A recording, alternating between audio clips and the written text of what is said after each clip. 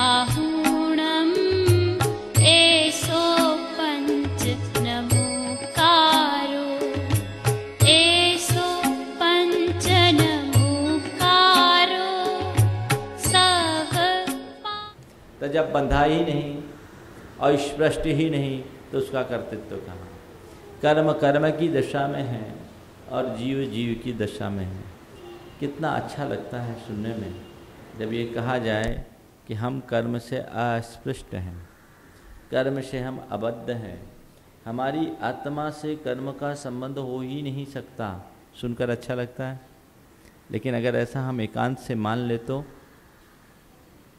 एकांत से ऐसा मान ले तो अनर्थ हो जाएगा। बहुत सारे लोग ऐसे ही एकांतिक धारणाओं से ग्रसित हो गए और उस एकांतिक धारणा का परिणाम ये निकला कि संसार दशा में भी वे अपने आप को मुक्त मानने का भ्रम पाल लिए।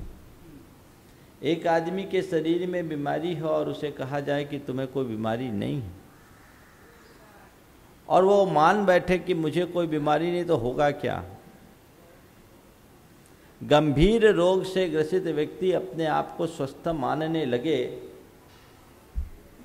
तो उसका हाल क्या होगा? क्या होगा महाराज? मरेगा और क्या होगा? लेकिन हाँ, गंभीर रोग से ग्रसित व्यक्ति भी यदि अपने आप को, अपने स्वभाव को स्वस्थ मान करके उसका सही इलाज करे तो स्वास्थ्य लाभ जल्दी कर सकता है।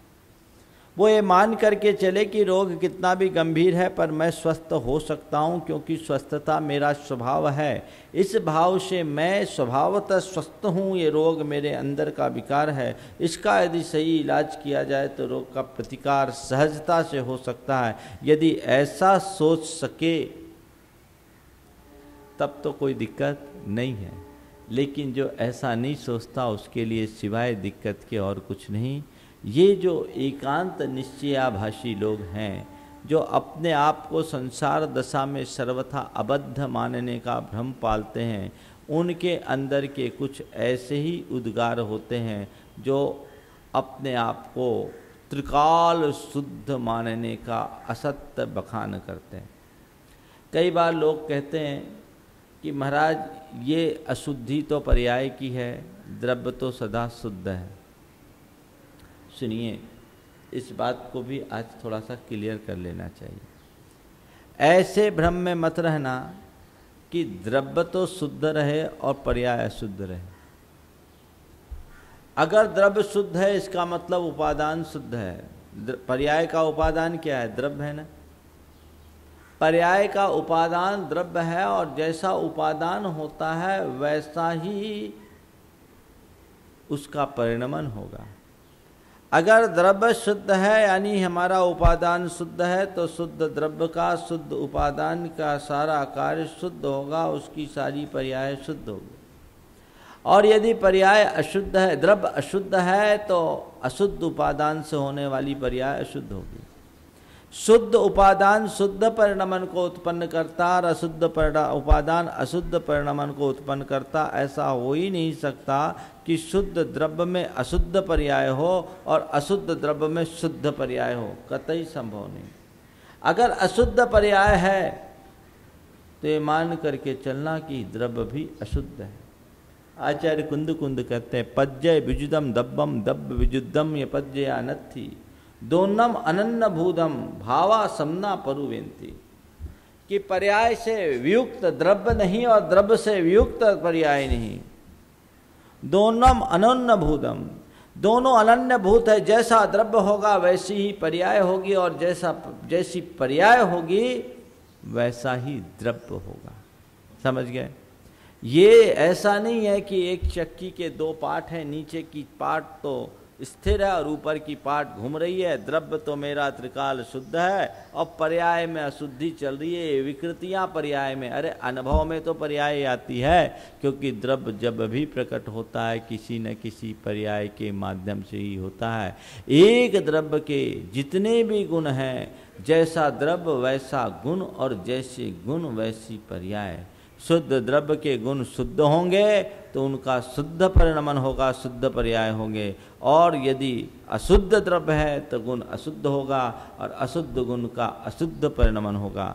वर्तमान में विभाव प्रभाव स्वभाव हमारे साथ जुड़ा हुआ है, हमारे अंदर वैभाविक परिणमन है। ये वैभाविक परिणमन किसका है? द्रव्य का। द्रव्य के पास, जीव के पास एक वैभाविकी शक्ति भी है। उस वैभाविकी शक्ति के कारण ऐसा परिणमन हो गया। आलाप पद्धति में जीव के अनेक स्वभावों का वर्णन है। उसमें एक है विभाव स्वभाव। क्या? विभाव स्वभाव। विभाव का मतलब क्या? स्वभावात् अन्यथा भवनम विभाव। स्वभाव से अन्य रूप हो जाना विभाव है। और ऐसे विभाव स्वभाव का वर्णन वहाँ किया। तो ये कब तक विभाव स्वभाव है? जब तक रागादिक रूप परिणमन है तब तक विभाव है। 10वें गुणस्थान तक वैभाविक परिणमन होता है, रागादिक रूप परिणमन होता है। और 11वें 12वें गुणस्थान में जब मोह का अभाव हो जाता है तो स्वाभाविक परिणमन होता है। तो परिणमन द्रव्य करता है, न कि पर्याय। समझ गए ना? तो यहाँ पर ये जो कहा गया कि जीव कर्म से बद्ध है और स्पष्ट है, यह व्यवहार नय का कथन है। शुद्ध नय की दृष्टि से तो जीव न तो बद्ध है न स्पष्ट है, अबद्ध पुट्ठम हवदिकम्म। तो महाराज ऐसा जानकर हम क्या करें? ये जानना हमारे लिए बहुत उपयोगी। द्रव्य की शक्ति को बताता है शुद्ध नय और द्रव्य की व्यक्ति को बताता है शुद्ध नय। हमारे लिए वस्तु के स्वरूप को जानने में दोनों आलंबनीय हैं। यदि हम द्रव्यगत शक्ति को नहीं जानेंगे तो उसके स्वभाव को कभी प्रकट नहीं कर सकेंगे। और द्रव्य की विकृति को अगर हम अनदेखा कर देंगे तो हम कभी निर्विकार रूप को प्राप्त नहीं कर पाएंगे। निश्चय से द्रव्य के स्वभाव को या द्रव्यगत शक्ति को जानकर व्यवहार नय से उसमें होने वाले विकारों को देखे और उसे शुद्ध करने का पुरुषार्थ करे, तब हम दोनों नयों के सार तत्व को प्राप्त कर सकेंगे। और एक को पकड़ करके बैठ गए तो मामला गड़बड़ हो जाएगा। कोई कहे कि तुम बंधे हो, हमेशा बंधे ही रहोगे, तो हम कभी मुक्ति का संकल्प नहीं जगा पाएंगे। और कोई कहे कि तुम मुक्त हो, बंधे ही नहीं, तो फिर हम स्वतंत्रता का प्रयास नहीं करेंगे। दोनों गड़बड़ है। तुम बद्ध हो लेकिन मुक्त हो सकते हो। बद्ध हो, तुम मुक्त हो सकते हो, क्योंकि ये बंधन ऊपरी है, अंदर से नहीं है। बंधन तुम्हारी मान्यता का, इस मान्यता को तोड़ दोगे, मोह तुम्हारा छूटेगा तो मुक्त हो जाओगे। ये जब भाव मनुष्य के मन में जगता है तब वो अपने बंधन को तोड़कर मुक्ति का सम्यक प्रयास कर पाता है। और जब तक ऐसा संकल्प नहीं जगता तब तक काम नहीं हो सकता। एक जेल में कैदियों को कैद करने के लिए जो हथकड़ी बनाई जाती है ना, हथकड़ी बनाई गई और वो हथकड़ी एक ऐसे लोहार के माध्यम से बनवाई गई जिसको खोल पाना बिल्कुल कठिन काम। उस हथकड़ी को और कोई नहीं खोल सकता। और सब मान करके चलते थे कि ये हथकड़ी अगर एक बार लग गई तो ये तो अब बंध गए, अब इससे मुक्ति संभव है ही नहीं। और लोगों के साथ ऐसा हुआ तो हुआ ही। संयोग से किसी अपराध में वो लोहार जिसने ये हथकड़ियाँ बनाई थी वो भी फंस गया। लोहार जिसने हथकड़ियाँ बनाई वो भी फंस गया। और जब उसे हथकड़ी बनाई गई, बांधी गई, तो उसके चेहरे में एकदम सहज भाव था। और लोग तो जानते थे कि ये हथकड़ी एक बार लग गई तो खुलना मुश्किल है, लेकिन उस लोहार ने जिसने हथकड़ी बनाई थी उसके चेहरे में कोई किसी भी प्रकार की नकारात्मक प्रतिक्रिया नहीं हुई। वो एकदम सहज भाव से था।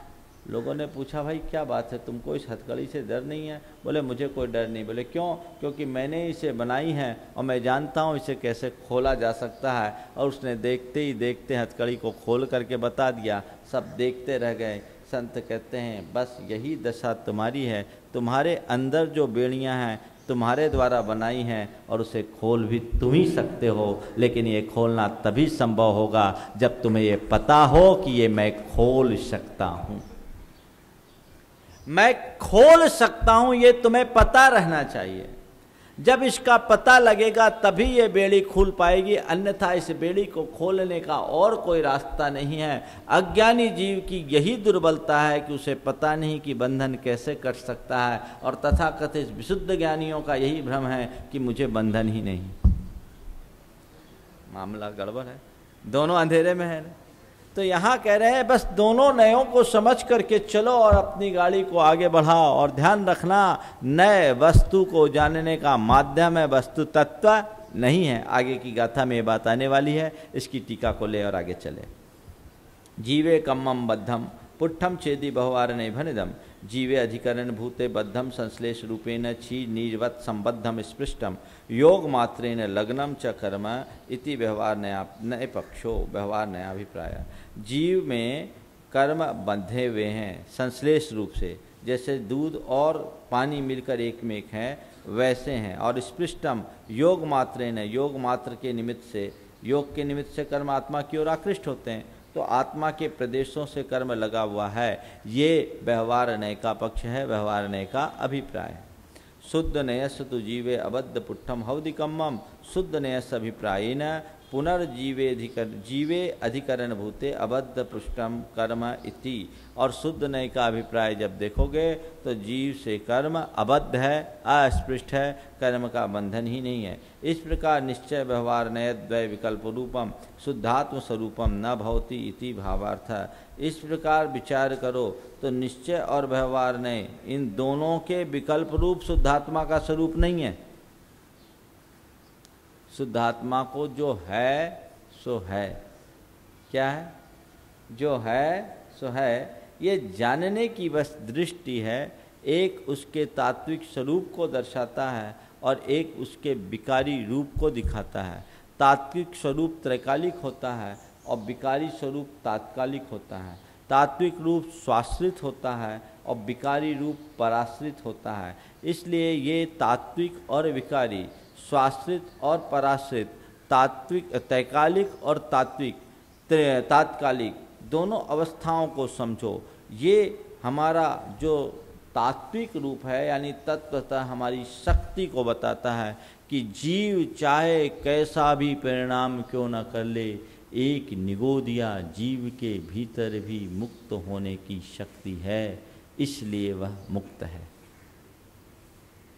अबद्ध है क्योंकि शक्ति की अपेक्षा मान लो तो ये शक्ति त्रैकालिक है, कभी नष्ट होने वाली नहीं है क्योंकि तात्विक स्वरूप है। लेकिन विकारी रूप निगोदिया अभी चेतना का सबसे जघन्य परिणाम, चेतना की सूक्ष्मतम परिणति निगोद अवस्था में है, इसलिए वह उसका विकारी रूप है। हमें दोनों रूपों को देखना है वस्तु के स्वरूप को जानने के लिए, क्योंकि अगर हम तात्विक को ही विकारी और तात्विक में भेद न करें तो हम एक सिद्ध भगवान और निगोदिया दोनों की वेदी में पूजा करें। करते हैं क्या? सिद्ध की ही पूजा होती है, निगोदिया की पूजा नहीं होती। तो भूमिका अनुरूप कार्य होता है। निश्चय तात्विक स्वरूप को दर्शाता है, व्यवहार उसके विकारी रूप को दर्शाता है। तात्विक स्वरूप शक्ति की अपेक्षा है जो त्रैकालिक होता है, और व्यवहारिक स्वरूप विकारी स्वरूप वो पर्यायों के ऊपर निर्भर करता है, इसलिए उसे तात्कालिक कहते हैं, बदलता रहता है।